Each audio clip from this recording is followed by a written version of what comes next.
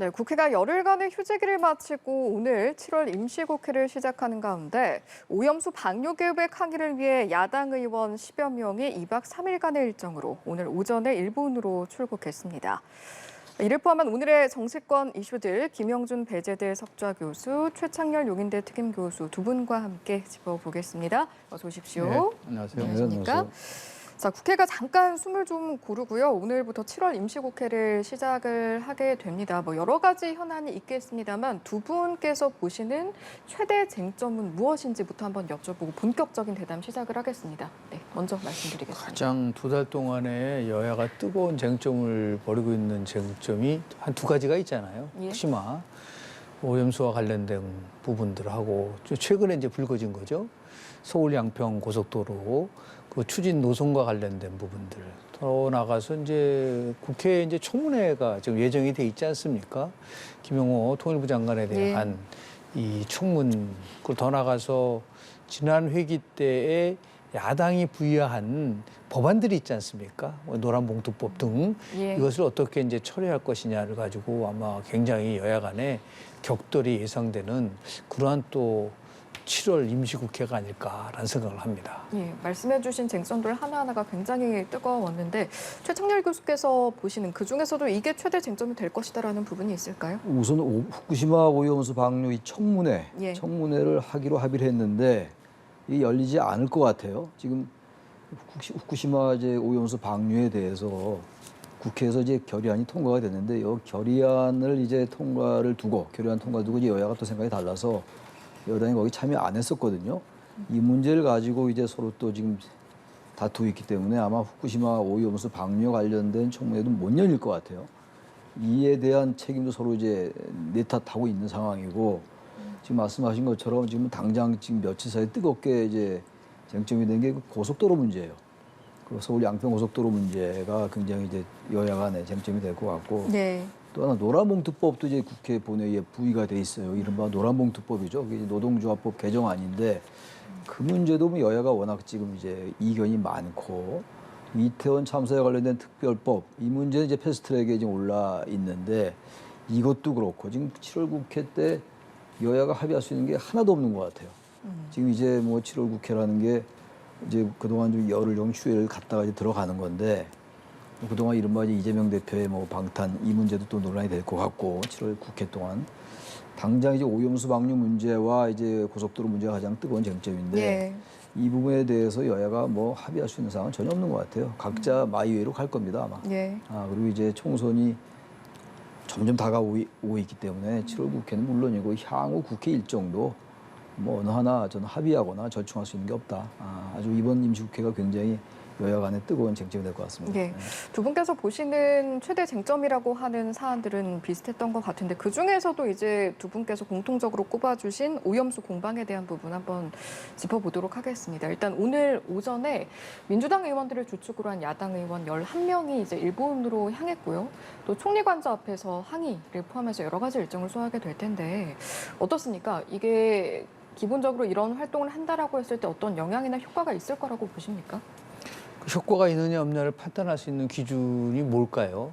두 가지로 추적해서 말씀드릴 수 있거든요. 예를 들어서 민주당이 이렇게 후쿠시마 이제 오염수와 관련돼서 쟁점화했을 때 민주당이 국민들로부터 얼마나 많은 지지를 받느냐. 그러니까 오염수 문제와 관련돼서 국민이 생각하는 것과 민주당의 지지도는 별개라고 볼 수밖에 없는 거죠. 그러니까 우리가 얘기하는 오염수를요. 방출하는 것에 대해서 찬성하는 국민이 과연 있을까요? 저는 여론조사하면 80% 이상은 다 반대한다고 봐요. 왜? 오염수라는 단어가 들어갔기 때문에. 그런데 후쿠시마 오염수를 나름대로 정화장치를 통해서 처리를 한 다음에 방을 한다. 그러니까 오염수가 아니라 처리수라고 얘기를 할 경우에는 또 달라질 수가 있는데 여하튼 여론조사상으로 나타나는 흐름을 보면은 민주당의 지지도가 그렇게 상승하는 분위기는 아니에요. 오히려 정체되는 분위기고 더 나아가서 지난 2008년도 광우병 파동 때를 보면은 막 국민들이 이제 여러 가지 먹거리 문제를 포함해서 문제가 발생이 됐을 때 정부에 대해서 비판도가 높아지면은 대통령 지지도가 추락하는 게 맞는 것인데 후쿠시마 오염수와 관련돼서 한 2주, 3주 동안 공방이 계속해서 벌어졌음에도 불구하고 대통령 국적 운영 지도는 완만하게 상승하는 걸로 보여요. 뭐 오늘 리얼미터 조사 결과가 조금 다르지만 다른 조사 결과는 그렇지 않다는 거죠. 예. 그렇다고 한다면은 그런 민주당이 갖고 있는 정치 효과를 과연 누리고 있는 거냐라는 것에 대해서는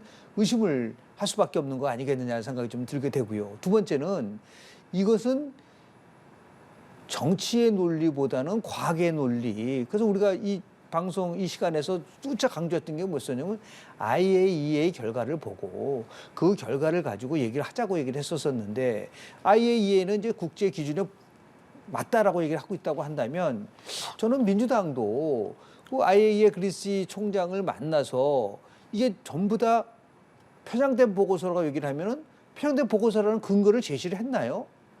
어떤 근거로 편향이 됐는지 나름대로 과학적 근거를 대고 편향됐다는 얘기를 해야 되는 것도 전혀 그런 게 없잖아요. 무조건 일본에 편도돼 있다, 편향됐다 얘기를 하고 있으니까 이거는 결국은 정치 공방으로만 끝날 수밖에 없는 그런 식으로 몰고 가는 게 과연 민주당으로서 이득이 될 수 있느냐. 저는 결코 이득이 될 수 없을 거라고 좀 봐요. 그런 면에서 조금 이 문제가 굉장히 지루하게 공방이 이루어지고 있지만은 결국은 누차 강조를 하고 있지만 우리보다 먼저 오염수가 닿은 일본 바다라든지 아니면 뭐 미국, 호주, 캐나다, 뉴질랜드에는 왜 그 문제에 대해서 그러면 반론을 제기하지 않죠? 그 미국이라는 나라가 결국은 미국하고 일본의 관계를 좋게 하기 때문에 뭐 정부 눈치를 보면서 언론이 합니까? 철저하게 나름대로 객관적 근거를 통해서 검증을 통해서 보도를 하는 그런 전통이 있지 않습니까? 그럼 미국의 언론들이 왜 그러면 IAEA 결과에 대해서 왜곡됐다는 말을 안 하죠? 그런 것들이 좀 종합적으로 검토를 해야 됨에도 불구하고 너무 지나치게 정치적 공방으로 끌고 가고 있는 이 11명이 지금 일본에 갔어요. 예. 거기에 과학자들이 같이 갑니까? 그 전문가들 같이 갑니까? 그냥 의원들만 가고 의원들이 자기 이제 과학에 대해서 얼마나 많이 알고 있다는 겁니까? 그런 것들이 제가 볼 때는 국민을 설득하는 데서 한계가 있지 않을까라는 예. 생각을 좀 하게 됩니다. 야권 의원 11명을 포함해서 지금 어민 대표 그리고 또 당내 농어민위원회 이런 인원들이 구성이 돼서 갔단 말이죠. 2박 3일간 이제 행보를 하는데 사실은 김영준 교수께서는 회의적인 평가를 해주신 거고요. 최창렬 교수께서는 어떤 말씀하시겠습니까? 일본은 이미 이제 방류에 대해서 이제 뭐 결정이 돼 있는 상태라고 생각해요. 어제 국제원자력기구에서 그 절차 자체가 국제 기준에 부합한다, 규범에 맞는다 이렇게 얘기를 했단 말이에요. 그로시 사무총장이. 그리고 우리나라 정부도 이제 일단 물론 일본의 이제 방류 계획에 대한 걸 들어보고 정부의 찬반 입장을 밝히겠다라고 얘기했어요. 국무조정실장이. 그러니까 우리나라 정부는 아직은 공식적으로 방류에 찬성한다라고 얘기한 적은 아직은 없어요. 그러니까 지금 우리가 좀 헷갈리는 게 혼동하지 말아야 되겠게 말이죠. 예. 그로시 사무총장은 분명히 그 얘기했어요. 오염수가 안전 기준에 국제 원자력 기구가 정한 오염수 그 처리 기준에 부합한다는 얘기이지 이 방류 계획을 지지하거나 권고하는 것은 아니다. 이 얘기는 직접 이제 그 여러 언론과의 인터뷰에서 얘기를 한 겁니다. 지금 이 그로시 사무총장이 이제 굉장히 언론과 인터뷰를 많이 했더라고요. 각 이제 신문 방송들하고 예. 연합뉴스하고도 하고 그랬던데 그중 나온 얘기입니다. 지지하거나 권고는 아니다. 권고가 아니다. 그러니까 이 문제가 현재 지금 이 야당이 얘기하는 건 국제 원자력 기구가 일본에 편향돼 있다. 그리고 일본이 맞추는 기준에 지금 방향을 맞춘 거다라고 얘기하는데 이 그로시 사무총장의 얘기는 오염수의 처리 절차가 안전 기준에 부합한다. 라고 얘기하는 것이 방류 계획을 지지하거나 권고하는 자기들 사안하고 관계없다는 얘기예요. 그리고 난 다음에 그 이후의 문제는 자신들의 책임이 아니다. 이 문제 얘기를 하니까 이제 일본이 또 봐라 그거 IAEA가 결국 책임 안 지겠다는 거 아니야 이렇게 얘기하는데 지금 국제 원자력 기구는 입장이 분명하다고요 지금. 근데 우리나라에서 여야가 여기에 대한 해석이 좀 다른 것 같아요. 아까도 제가 말씀드린 것처럼 정부는 일본의 최종 계획이 발표된 후에 밝히겠다고 얘기했어요. 박무기 국무조정실장이 바로 그렇기 때문에 이 상황을 가지고 특히 야당이 과하게 얘기할 필요는 없을 것 같아요. 제가 지난 시간에 아까 김 교수님 말씀하셨습니다. 제가 지난 시간에 바로 이 자리에서 지난주에 일단 그 국제원자력기구 사무총장이 내한을 한다고 그러니까 그 얘기를 들어보고 얘기를 하자고 얘기를 했단 말이에요. 예. 그때 얘기는 이렇게 나온 거란 말이에요. 그렇다면은 이 문제를 가지고 방류에 대해서 이제는 오히려 야당이 좀 방향을 바꿔서 방류를 찬성하고 반대한다고 차원 떠나서 그건 이제 일본의 이제 얘기를 좀 들어보고 하고 뭐 기정사실화 된 것 같아요. 방류는 그렇더라도 지금 IAEA가 검토한 그 절차가 있잖아요. 그 절차에 부합하게 과연 방류할 거냐를 따져야 될 것 같아요. 이게 지금 1년, 2년, 3년 동안 방류한다는 게 아니잖아요. 거의 30년 동안 방류를 하는 거거든요. 또 하나가 이 방류라는 게 오염수를 처리하는 방법이 방류만 있는 건 아니에요. 여러 가지 방법이 있는 걸로 알고 있습니다. 그중에서 방류를 한다는 거니까 이 방류에 반대할 수 있는 거예요. 왜 굳이 방류를 통해서만 오염수를 처리하려고 하느냐. 다른 방법이 있는데 왜 굳이 이 위험한 오염수 처리 방법을 방류를 택하냐고 반대할 수 있지만 IAEA가 얘기한 것과 좀 다른 방향으로 얘기하면 안 된다는 얘기예요. 정확하게 국제원자력기구가 얘기한 방류 절차에 부합한다. 그러니까 앞으로 일본이 만약에 이 지금 국제 규범에 맞지 않는 방류를 한다, 우리는 용납하지 않겠다. 이렇게 가는 게 오히려 맞는 것 같아요. 그게 예. 설득력이 있다 오히려. 무조건 방류 반대한다, 찬성한다 이렇게 가다 보니까 얘기가 계속 다람쥐 쳇바퀴 도는 것밖에 안 되고 사실상 일본의 방류 계획이 기정사실화되는 상황에서 어떻게 될지 모르겠습니다만 예. 그 부분을 정확히 얘기할 수 있어야 돼요. 그러니까 방류를 하는 데 있어가지고 과연 국제 규범에 계속 맞게 하느냐. 알 수 없는 거 아니에요. 일본도 1, 2년이 아니기 때문에 오랜 기간이기 때문에 그래서 나온 얘기가 국제원자력기구가 그 일본의 자신들의 그 기구를 상주시키겠다는 거 아닙니까? 그 부분을 모니터링, 검토 또는 감시, 견제하겠다는 얘기거든요. 그러니까 그 부분을 오히려 초점을 맞춰 얘기하는 게 오히려 설득력이 있다고 생각해요. 예. 너무 과하게 무조건 뭐 이 사무총장에 대해서 제가 사무총장 이분도 적절치 않은 발언을 많이 했어요. 이따 얘기 나올지 모르겠습니다만 뭐 수영을 할 수 있다, 뭐 물을 마실 수 있다 이런 얘기는 할 필요가 없는 얘기였어요.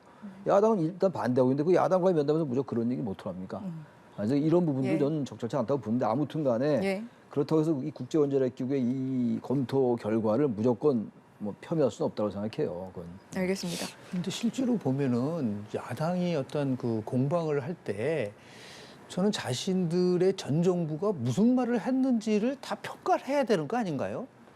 문재인 정부 때 후쿠시마 오염수와 관련돼서 방류와 관련 어떤 얘기가 오갔는지 자 2020년 강경화 외교부 장관이 일본의 주권적인 영토 내에서 이루어지는 상황이라고까지 얘기를 했어요. 그리고 2021년도에 정의용 외교부 장관이 IAEA 기준에 맞는 적합성 절차에 따라서 된다면 굳이 반대할 것 없다. 전 정부의 장관들이 얘기한 거예요. 그러면 민주당 입장에서 봤을 때는 정상적 절차라고 한다면 강경화 정의화 장관 불러야죠. 도대체 그때 어떤 상황 속에서 그런 얘기가 나왔는지 그리고 실제로 문재인 정부 때는 이 방류와 관련돼서 어떤 원칙을 갖고 있었는지 2021년 문재인 대통령이 직접 국제해양재판소에다가 이거를 제소하려고 했었던 걸 지시를 했었어요. 안 이루어졌어요. 왜 안 이루어졌는지에 대한 부분들을 따져봐야죠. 그런 부분에 대한 거는 전혀 다 망각해버리고 지금 와서 무조건 일본의 편향적인 거고 일본의 방류는 안 된다고 얘기를 한다고 한다면 그건 자기 부정이죠. 저는 그런 거 보면 너무 답답해요. 어떠한 한쪽에 편을 드는 것이 아니라 최소한도 자신들의 정부에서 전 정부에서 얘기했던 것에 대해서 평가하고 검증하고 어떤 맥락에서 그런 일이 있었는지에 대해서 예.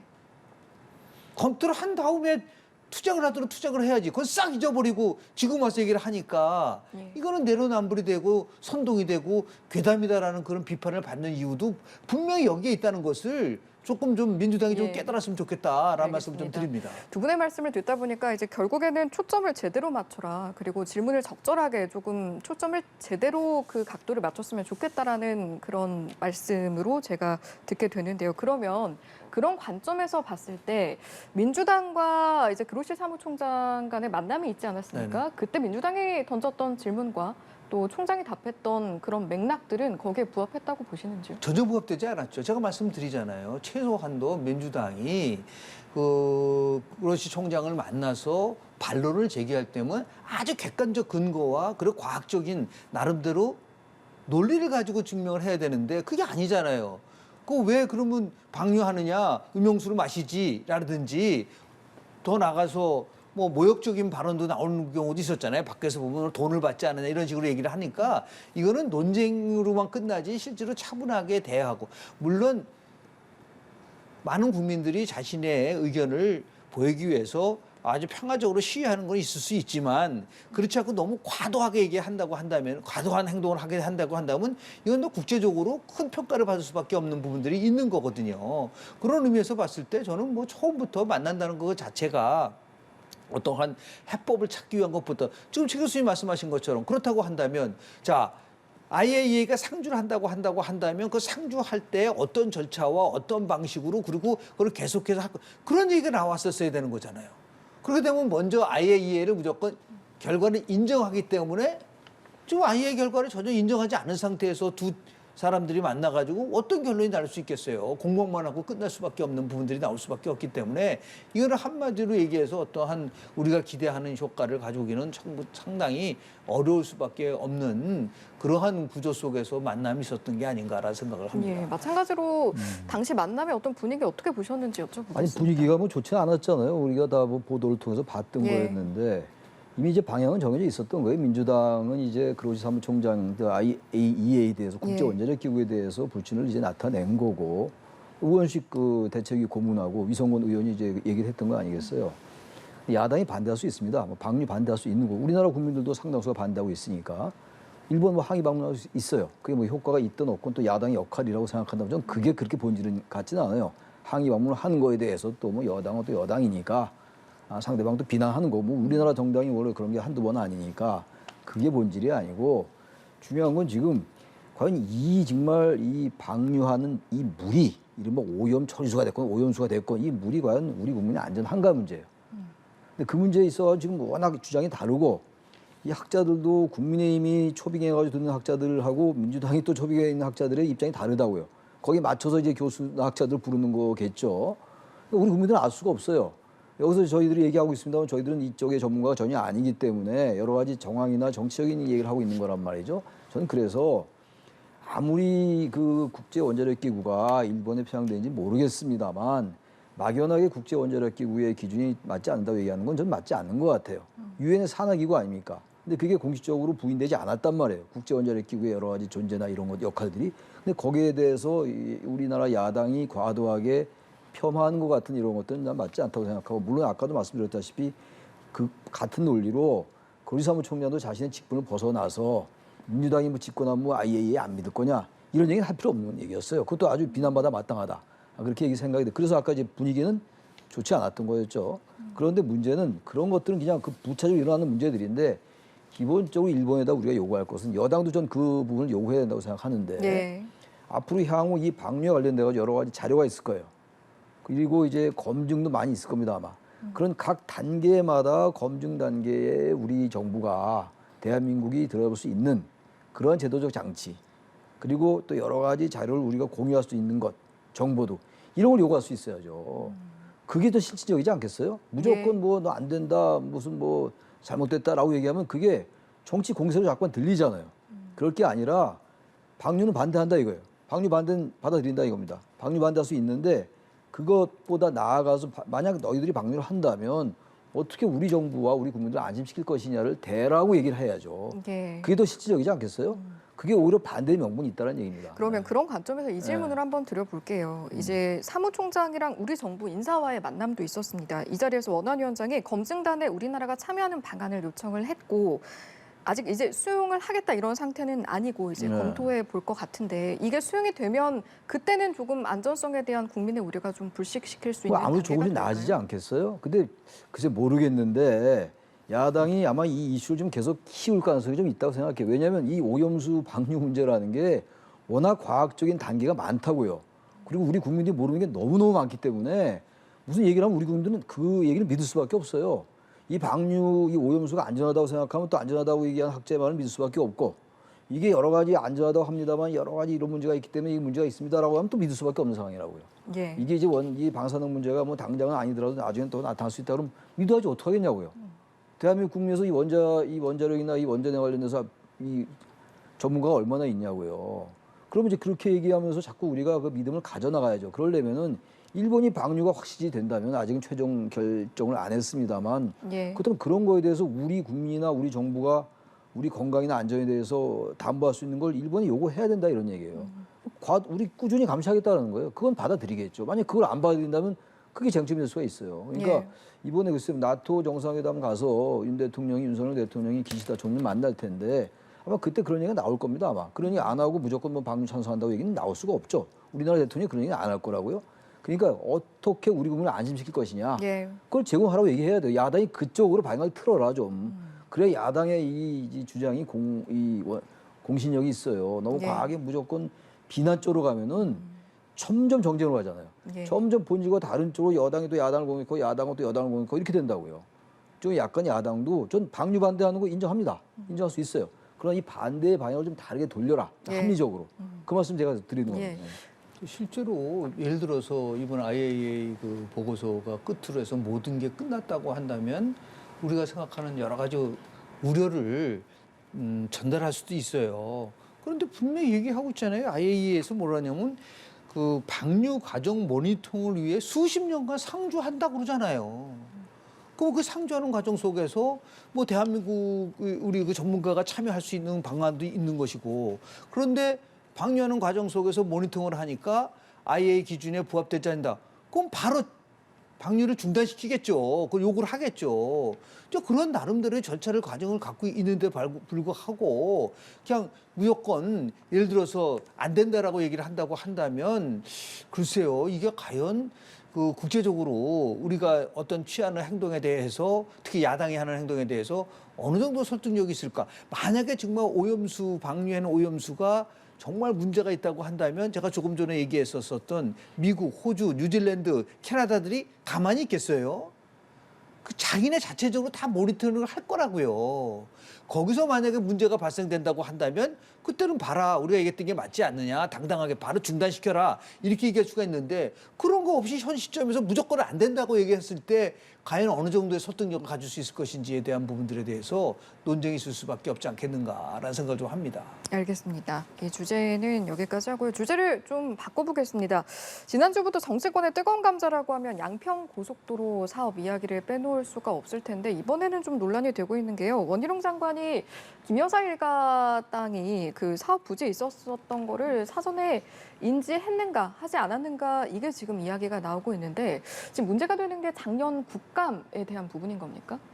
실제로 보면은 이제 팩트 중심으로 말씀을 좀 예. 드리면은 지금 서울 양평 고속도로에 원안이 있지 않습니까? 예. 그 원안에 대해서 작년에 7월에 국토부에다가 양평군에서 이렇게 노선을 변경했으면 좋겠다라고 하고 세 가지 안을 제시를 했고, 그 중에서 제3안은 이제 큰 고려 대상이 아니었고 이란과 이란이라는 게 이제 원안이고 이안이 변경안인데 네, 예. 이 이안 변경안에 보면은 종점이 바뀌게 되고 거기에 뭐 지금 여기는 김건희 여사의 일가에 예를 들어서 땅이 있기 때문에 특혜를 주는 거 아니냐라고 지금 이제 민주당이 이제 그 문제 제기를 하고 있는 부분들이 있는 거거든요. 그런데 네. 실제로 보면은 저희들은 뭐 그쪽의 전문가는 아니에요. 그래서 공사비가 만약에 큰 차이가 없다고 한다면 저는 여기서 말씀드리고 싶은 건 세 가지 원칙대로 진행을 하면 될 거라고 좀 봐요. 첫 번째는 뭐냐면 주민들의 요구가 반영되는 거 아니냐. 그러니까 주민들은 나들 모여서 IC를 만들어 달라는 것인데 지금 보니까 이란이든 이안이든 뭔가 변경하는 노선 속에서 IC를 만들어 달라는 데 대해서는 수용을 하는 입장인 것 같아요. 근데 문제는 그걸 IC를 만들었을 때 노선이 원안 쪽으로 가느냐 아니면 이안 쪽으로 가느냐에 따라서 상당한 차이가 있는 것 같아요. 그 하여튼 주민들의 요구 반영이 어떻게 되는 것이고, 두 번째는 고속도로 건설 혜택을 보는 인구가 더 많은 지역을 중심으로 해서 가는 것이 오히려 교통 체감 효과를 다 분산시킬 수 있는 이런 부분들이 있는 것이고, 마지막으로는 환경 파괴가 어떤 노선으로 가는 게 훨씬 적은 거냐. 그래서 환경 영향 평가도 해야 되죠. 또 교량을 놓을 수밖에 없다면 교량의 높이를 어떻게 할 것이냐, 도로 선형을 어떻게 할 것이냐. 이거는 고도의 전문적인 거가 요구되는 사항이기 때문에 지금 아직 후보 노선일 뿐이지 확정된 게 아닌 거예요. 근데 그걸 가지고 마치 확정된 것처럼 한다니까 쟁점이 생긴다고 한다면 여야 모두 손을 떼고 이 분야의 전문가들을 중심으로 해서 어떤 것이 가장 효율적이고 그리고 나름대로 주민들의 만족도를 높일 수 있는 걸 가지고서 얘기를 하면 되는 걸 가지고 지금 너무 처음부터 그냥 바로 정치 쟁점화를 하니까 저 국민의힘에서는 뭐라고 얘기합니까? 원한대로 가지고 간다면 전 양평군수 일가의 땅이 또 거기에 있으니까 거기 특혜 아니냐라고 또 반론을 제기하고, 제가 볼 때는 이거는 정치 쟁점의 문제가 아니라 정말 양평에서 서울로 오는 이곳의 교통체증 저도 여러 번 느꼈지만 굉장히 심하거든요. 이걸 어떻게 분산시킬 수 있느냐는 부분을 가지고 얘기를 해야지 특혜 의혹으로 가다 본다고 한다면 저는 오히려 그 피해는 누가 보느냐. 그 양평 주민들이 볼 수밖에 없지 않겠는가라는 해서 좀 아쉬운 점이 많다라는 말씀 좀 드립니다. 사전 인지 관련해서는 어떤 말씀하시겠어요? 글쎄 그거는 뭐 본인이 아니 국토부 장관이 사전 인지를 그 얘기를 할 수가 있나요?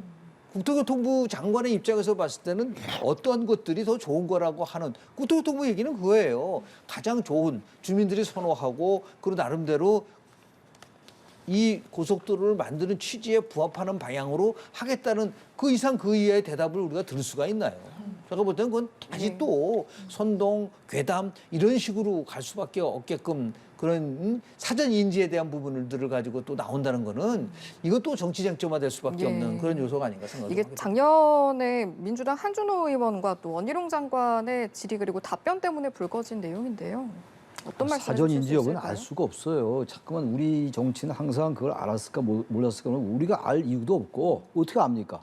원희룡 장관한테 물어봐야죠. 그건. 그런데 이 보세요. 지금 이제 우리 김 교수님 자세하게 설명을 해주셨는데 예, 예. 이 과정을 예. 맨 처음에 그 양서면이라는 쪽으로 갔다는 게 아니라 종점이 글로 가다가 강상면으로 바뀌었대요.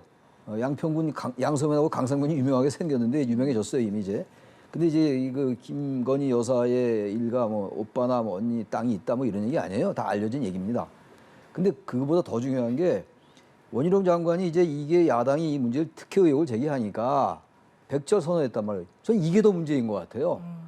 이게 백지화가 될 수가 없어요. 지금 이게 뭐 양평 국민들이 지금 뭐 아니면 난리가 났잖아요. 지금 뭐 가만히 있겠냐고요. 범국민 대책위원회 만들고 뭐 그러고 있는데 여야가 다 지금 입장이 바뀌고 있단 말이에요. 만들긴 만들 텐데 어느 쪽으로 갈 거냐예요. 이제 1안대로 갈 예, 거냐, 예. 2안으로 갈 거냐, 아니면 또 제3안으로 갈 거냐, 그건 알 수가 없습니다. 알 수가 없는데 문제는 아무리 국토부 장관이라 하더라도 대통령이 지시한 것도 아니라는 거 아닙니까? 근데 장관이 무슨 권한으로 이걸 이렇게 함부로 백지화하냐고요. 근데 좀 다른 가정을 해보면 만약에 원희룡 장관이라는 분이 예. 이른바 대선 주자급이 아니고 정치인 출신이 아니면 과연 이렇게 백지화시킬 수 있었겠느냐. 원장관의 말씀 따나 대통령실과 교감도 없이 그리고 이건 대통령실과 교감을 왜 제가 강조를 하냐면 이게 대통령이 공약한 국책 사업이거든요. 그리고 그야말로 김 교수님 말씀처럼 많은 사람들이 이거를 많이 기대하고 있어요. 워낙 막히니까. 저도 서울 양평 많이 다녀봤지만 무지하게 막혀요. 유명한 거 아닙니까? 대한민국 사람 다 아는 사람 다 알아요. 예. 그래서 이 국제 사업을 했던 거예요. 근데 장관이 야당이 특혜 의혹을 제기한다고 그걸 백지화 시키냐고요. 무슨 화내는 일이 있습니까? 장관이 무슨 뭐 자신의 그 정치적인 존재감 보일 일이 있어요? 저 그것부터 좀 문제가 그러다 보니까 이게 정쟁화된 겁니다. 개인의 정치적 고려가 있었다라고 보시는 거예요? 고려가 있는지 없는지는 제가 모르겠습니다만 그 행동은 잘못됐다. 비판받을 소지가 충분히 있다고 보는 거예요. 예. 왜 그걸 백지화시키냐고요. 그럼 그 특혜에 대해서 해명하고 문제를 차근차근 밟아나갈 생각을 해야지. 무조건 나 안 합니다. 그러면 애들도 아니고 왜 그렇게 하냐고요. 사실은 뭐 말씀해주신 것처럼 백지화 자체에 대한 책임 공방도 있는데 이제 뭐 여야를 떠나서 지금 그 장관 자체에 대한 어떤 책임을 어떻게 보면 말씀을 아니, 하신 책임을 거고 말씀드린 게 아니라 그 자체가 문제가 될 수 있다는 문제가 될 수 얘기예요. 있다라는 예, 말씀. 잘한 행동은 아니다 그 예, 얘기입니다. 알겠습니다. 또 상황이 이렇다 보니까 재추진을 뭐 다시 해라 민주당에서는 국민의힘 원장관은 사과를 하면 재추진하겠다 또 이런 설전 벌이는 모습이고요. 근데 이 상황에서 결국에는 주민들에게 피해로 돌아가면 안 되는 일 아니겠습니까? 앞으로 좀 어떻게 풀어가야 한다고 보세요? 그래서 벌써 정치 공방화 됐잖아요. 그러니까 노선이 확정되지 않았는데 특혜 때문에 됐다고 하는 그런 부분에서 굉장히 민감하게 볼 수가 없어요. 왜냐하면 김건희 여사와 관련된 이 논쟁이 이번만인가요? 수없이 계속해서 나오고 있는 부분이기 때문에 이거는 안 되겠다. 만약에 이걸 계속하게 되면은 결국은 이거는 또 김건희 게이트가 되고 김건희 고속도로가 되고 처음부터 끝까지 내년 총선을 앞두고 계속해서 김건희 결국 고속도로에 대한 부분들이 나올 수밖에 없다는 판단을 한 거기 때문에 그렇다고 한다면 이제는 중지를 모아야겠죠. 제가 말씀을 드렸잖아요. 아직 후보 노선일 뿐이에요. 노선이 확정된 게 예, 아니란 예. 말이에요. 그렇다고 한다면은 이거는 정말 주민들도 참여하는 것도 중요하지만 우리 얼마나 많은 전문가들이 있어요. 어느 쪽으로 가는 것이 가장 큰 효과를 가져올 수 있을 것이냐를 일단 만들어 놓고 예. 그리고 다음 단계로 당연히 주민들의 의견을 든 것도 중요하지만 환경 평가를 해야 되잖아요. 어느 노선으로 가는 것이 환경 파괴를 가장 적게 할 수 있을 것이냐에 대한 부분들 이런 몇 단계를 거치게 되면 저는 이 문제는 나름대로 합리적으로 네. 해결될 수 있는. 그래서 더 이상 민주당도 이 문제와 관련돼서 특혜 의혹에 대한 논쟁을 중단하고 그리고 지금 국토부도 그렇게 해서 나름대로 재검토를 하면은 그 재검토 사항을 전문가들에 의해서 만들어진 거는 주저없이 받아들이겠다라는 합의를 하고 그러면 자연히 이 문제는 해결되는 거 아닌가요? 이 두 가지 조건을 빨리 정치권이 완성을 시켜야 되는데 제가 볼 때는 또 국회 긴급 현안 질문에서 장관이 또 가지 않겠습니까? 이 문제 가지고 엄청난 공방이 벌어질 수밖에 없는 네. 대한민국의 국회라는 거는 정쟁으로 시작해서 정쟁으로만 끝나는 민생은 죽어가고 있는데 이런 면에서 봤을 때 합리적 대안을 만들 수 있는 방법들이 존재하잖아요. 왜 이런 방법이 있는데도 불구하고 공방으로만 자꾸만 이거를 끌고 가려고 하는 것에 대해서 너무 진짜 이건 대한민국의 의회가 왜 국민들로부터 불신받을 수밖에 없는지에 대한 것들을 좀 각성해야 되지 않는가 생각을 예. 좀 합니다. 전문가들을 통해서 좀 다시 검토를 해보면 되지 않겠느냐라고 말씀을 해주셨는데 다음 주에 국토위랑 이제 뭐 장관이랑 현안 질의할 거 아니에요? 그때 뭔가 가닥이 잡힐까요? 뭐 잡히겠어요. 여야 의원들 하는 얘기 뻔하겠죠. 전문가도 아닌 사람들이. 그런데 또 하나 제가 지적할게요. 질문은 안 하셨습니다만 예. 왜 여당은 야당이 사과하면 그걸 한다 그럽니까? 무슨 여당이 야당 의원들 보고 정치하나요? 문제는 핵심 뭡니까? 양평 국민들, 그 대한민국 국민들이 과연 불편한가 불편하지 않은가가 쟁점이 돼야 될 거 아닙니까? 야당 너희들 사과하면 우리 다시 하겠다. 아주 잘못된 거예요, 이 부분은요. 그 야당은 특혜 의혹 제기할 수 있다고요. 과도한 것에 대한 비판을 받으면 되는 거예요. 근데 특혜 의혹 제기했다고 해서 여당은 기껏 하는 얘기가 당연히 사과하시오. 그럼 우리는 다시 추진하겠습니다. 무슨 이 고속도로 이 추진이 무슨 야당의 사과 여부로 결정되냐고요. 제가 아까 애들한테 미안한 얘기 제가 애들한테 사과해야 되겠어요. 제가 애들도 이렇게 안 한다고 제가 말씀드렸잖아요. 사과하면은 고속도로 재개하고 야당이 사과 안 하면 고속도로 재개 안 한다고요? 말이 됩니까 이게? 도대체가 난 대한민국 여야 다 하지만 이번엔 정말 여당이 잘못하는 거야 이 부분은. 그럼 어떻게 풀어가야 할까요? 아니 그 야당도 이 부분에 대해서는 네. 특혜 의혹 그냥 업동으로 하고. 이거 아까 김 교수님 말씀 지금 저쪽에 무슨 양서면에 무슨 뭐 누굽니까 뭐 정 무슨 군수 그분이 땅이 있다는 거 아니에요? 그러면 일각에서 나온 제가 보도 보니까 전수조사하자는 거예요. 뭐 저는 땅이 한 평도 없기 때문에 저는 잘 모르겠는데 그럼 이제 와서 그 땅 양평 다 뒤져가지고 특혜 의혹 이게 말이 되냐고요. 그러니까 야당도 김건희 여사 특혜 의혹 이거 일단 접고 원희룡 장관도 이거 좀 내가 과도했다 한마디 하고. 그리고 아까 말씀처럼 이렇게 전문가에서 1항이 좋아, 2항이 좋아 이렇게 가야죠. 예. 야당이 사과하면 고속도로 재개하고 사과 안 한다고요? 그게 말이 되는 얘기입니까?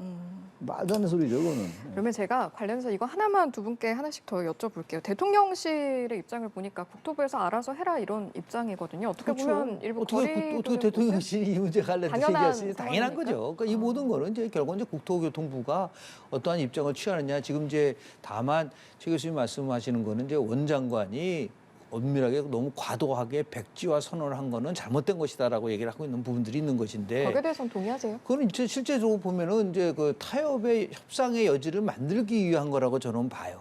이렇게까지 하지 않으면 이거는 계속해서 진행하는 과정 속에서 결국은 그 이후에 중단될 수밖에 없을 수도 있다라고 판단한 거 아닐까요? 조기에 이 문제와 관련돼서 나름대로 매듭을 짓지 못하면 결국은 무슨 말까지 했죠? 이번 정부 때는 안 하겠다는 거잖아요. 다음 정부 때 하세요. 그러면은 그때 다음 정부라는 거는 김건희 여사와 상관없. 그러면 그 기간 동안에 가장 피해를 보는 사람들은 양평 주민이고 거기 엄청난 교통 체증으로 왔다 갔다 하는 수도권에 있는 분들 아닌가요? 그런 면에서 봤을 때 그거는 최악의 상황이잖아요. 그럼 어떻게 되겠죠? 협상이라는 거는 다 나름대로 자기 처음에 시작할 때는 강하게 시작을 해서 점점 의견을 수렴을 해서 가져가기 때문에 결론은 그거예요. 특히 의혹에 관련된 부분들에 대해서 민주당은 민주당 나름대로 분명한 입장을 얘기를 하고 그리고 국토교통부도 이 문제와 관련돼서 뭐 어떻든 형태든 간에 1안이든 2안이든 전문가들이 조사를 해서 그 타당한 것이 나오면 무조건 따라가겠다. 그렇게 되면 타협이 되는 거 아닌가요? 나는 얼마든지 이 부분에 대해서는 그리고 마지막으로 네. 양평 주민들에 대한 아주 좋은 의견 수렴을 통해서 안이 나왔을 때 다시 한 번 더 물어보게 되는 그 3단계로 가게 되면은 이 문제는 그렇게 크게 정점화되지 않을 수 있는 부분들이 있는데 특히 이걸 제기를 하면서 나올 수 있는 여러 가지의 부작용이라든지 아니면 중단이라는 극단적 상황을 막기 위해서는 저는 그렇게 가는 것이 오히려 그래서 여야가 이 네. 부분에 대해서 합의를 하고 어떻게 진행할 것인가에 대해서요. 예. 여야 원내대표가 이 문제를 어떻게 풀 것인가에 대해서 합의를 하면 그건 얼마든지 나름대로 합리적인 노선안을 만들어낼 수 있지 않을까라는 생각을 좀 합니다. 이렇게 하면 될 것 같아요. 지금 예. 보세요. 그 강상면으로 이안이 강상면으로 변경된 거 아니에요. 종점이. 근데 1안과 2안을 예. 특혜 의혹 빼고 그걸 변수를 빼고 말이죠. 어느 게 더 합리적인 걸 따지면 돼요. 김 교수님 말씀처럼. 그래서 예. 특혜 의혹 지금 2안이 이 1안보다 훨씬 더 비합리적임에도 불구하고 계속 만약에 국토부나 원장관은 일단 백지화한다고 그랬으니까 더 이상 원장관한테 얘기할 건 아니라 하더라도 여당이 계속 2안을 고집하면 그건 말이 안 되는 거죠. 1안이 합리적임에도 불구하고 전문가들의 의견이 그럼에도 불구하고 2안을 계속 고집한다면 그거는 혐의가 있는 거죠. 뭔가 너 특혜가 있으니까 그거 하려고 하는 거 아니냐 이렇게 할 수 있는데 그게 아니라면 설령 김건희 여사 따윈 그 일가가 있어도 해야죠. 어떡합니까? 합리적이라면 2안이. 예. 그게 핵심인 거예요. 지금 김건희 여사의 일가 땅이 있느냐 없느냐가 중요한 게 아니고 왜 우리 정치 맨날 거기에 얽매이냐고요.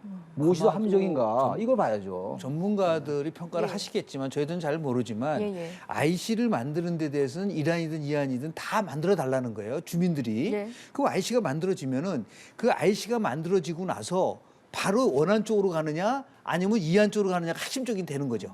그런데 IC를 만들고 나서 원안 쪽으로 갔을 때는 이게 평평하지 않고 L자로 가기 때문에 굉장히 오히려 더 효과가 반감된다고 주장하는 사람들도 있고 그러니까 이 부분에 대해서는 저희가 어떻게 얘기를 할 수가 있나요? 다만 그 절차를 주민들이 요구하는 거는 IC를 만들어 달라고 하는 거니까 자 IC 만드는 거에 대해서는 합의. 그럼 이 IC가 만들어졌을 때 어디다 만들고 이 최종적으로 종점을 어디로 하는 것이 가장 효과적인가에 대한 부분들은 저희가 판단을 할 수는 없는 부분이에요. 그건 전문가들이 판단할 부분이니까 그래서 그 전문가들이 결정이 나면은 그걸 국토부에서 그 부분을 따라가면 되는 거 아닌가요? 그래서 거기서 만약에 1안이 나오면은 1안으로 가는 거고 예. 2안이 나오면 2안으로 가게 되면 되는 거 아니겠습니까? 그러게 지극히 당연한 수순인데도 불구하고 바로 처음부터 이걸 쟁점화 특혜 의혹으로 몰고 가니까 그 피해는 수도권에 있는 분들하고 양평 주민들이 보는 게 아닌가 네. 안타깝다라는 말씀 좀 드립니다. 알겠습니다. 두 분께서 말씀하신 것은 공통적으로 이걸 풀어가는 과정은 아주 간단하다라는 말씀이신 것 그렇군요. 같습니다. 이제 정치 쟁점화시킬 것이 아니라 합리적이고 또 전문적인 그런 식견으로 얼마든지 풀어낼 수 있다라는 말씀이셨고요. 저희가 이 내용도 한번 짚어보겠습니다. 코인 논란으로 민주당을 탈당했던 김남국 의원. 탈당 후 처음으로 입장을 밝혔습니다. 일단 그 내용 어떻게 들으셨는지부터 한번 여쭤보겠습니다. 근데 이 김남국 의원 코인 문제는 이게 윤리 제소가 됐는데 제소되고 난 다음에 별 그 진전이 없어요 지금. 예. 그런 다음에 또 지금 우리가 뭐 지금 시컨 뭐 다른 얘기 많이 했잖아요. 원전 오염수 얘기도 하고 예. 양평 고속도로 얘기도 하고 또 그밖에 여러 가지 얘기가 나오다 보니까 이 이슈가 또 묻혔어요. 근데 지금 이제 최근에 얘기가 김남국 의원은 자료 제출에 대해서 별로 이거는 자신의 개인적인 정보가 유출되는 거니까 그럴 이유가 없다라고 얘기하는데 그래서 이 부분에 대해서도요 뻔할 겁니다. 이것도 아마 좀 윤리위에서 별 이렇다 할 그 징계 못 내릴 거예요 아마. 저는 이런 부분도 하나하나가 다 좀 허무해요. 그렇게 왜냐면 이거 지금 상임위 시간에 상임위에 때 그 코인 투자를 했다는 건 김남국 의원 본인이 인정을 했단 말이에요. 그럼 그 민주당 내에서 여러 비판이 나왔던 거란 말이죠. 예. 거기에 대해서 국회의원으로서의 윤리라든지 그 직에 합당한가 이게 중요한 겁니다. 가상 코인의 불법성 이런 것도 별개의 문제고 사법적인 차원인데 국회 윤리위에서 얘기하고자 하는 거는 국회의원으로서 국회의원 직무나 국회의원이라는 직위 가는 윤리성 이런 걸 물어보자는 거거든요. 거기 빨리 판단을 내려야죠. 근데 그러지 않고 자꾸 다른 문제로 이것도 허비하고 있다고 생각합니다. 예, 징계안은 이제 다음 주 화요일에 또 다시 논의가 되게 되는데 김남국 의원이 밝힌 내용을 보면 힘든 시간 보내고 있다고 하는데 그렇게 힘들지 않다. 긍정적으로 알차게 뭐 여러 가지 하고 보내고 있다. 뭐 이런 맥락의 그런 얘기는 발언을 듣고 싶지도 않아요. 국민들은 자기가 뭐 그렇지 않다라는 무슨 의미가 있어요. 미국의 윤리 규범이라는 게 있거든요. 의회에 하에 거길 보면은 한 430페이지 정도에 대한 아주 방대한 양이 돼 있어요. 아주 상세하게 돼 있습니다. 거기 어떤 내용까지 있냐면 국회 내에서는 선거운동과 관련된 얘기를 할 수 없게 돼 있어요. 선거운동과 관련된 얘기를 하고 싶으면 자기 오피스 가서 하라는 거예요. 그만큼 의회 활동에다 집중하라는 게 그 매뉴얼에 나와 있습니다. 그런데 버젓이 상임위에서 코인 거래를 한다? 이거는요, 그건 있을 수 없는 얘기예요. 직무유기뿐만 아니라 국민들을 우롱하는 행위란 말이에요. 국민의 대표란 사람이 보내놨더니 상임위에서 직무 시간에 코인을 한다? 지금 예를 들어서 앵커께서 예. 진행을 하는데 잠깐 쉬는 시간에 코인 한다고 생각해 보세요. 그게 있을 수 있다고 생각하세요? 이것이 중징계감이죠. 이거는 완전히 다른 걸 몰라요. 거래를 할 때 자금이 얼마큼 조성되는지 안 되는지는 어떻게 국회 윤리자문심사위원들이 어떻게 알겠어요? 다만 국회와 관련돼서 상임위 코인 거래를 한 거라든지요, 아니면 혹시나 이해관계 충돌과 관련된 거, 코인에 관련돼서 어떻게든 간에 법제화할 때 나름대로 보이지 않게 자기가 영향력을 행사했는지 안 했는지, 이거는 얼마든지 국회 윤리심사자문위원회에서 예. 평가해 볼 수 있는 부분이 있기 때문에 그걸 토대로 해서 결국 빨리 결정을 내려야 되지 않을까라는 생각을 알겠습니다. 합니다. 18일 다음 주 화요일에 다시 논의가 된다고 하니까요. 그때는 좀 결론이 날지 함께 지켜보시죠. 오늘 이 시간은 최창렬 용인대 특임교수, 김영준 배재재 석좌 교수 두 분과 함께했습니다. 고맙습니다. 네, 고맙습니다. 네, 감사합니다.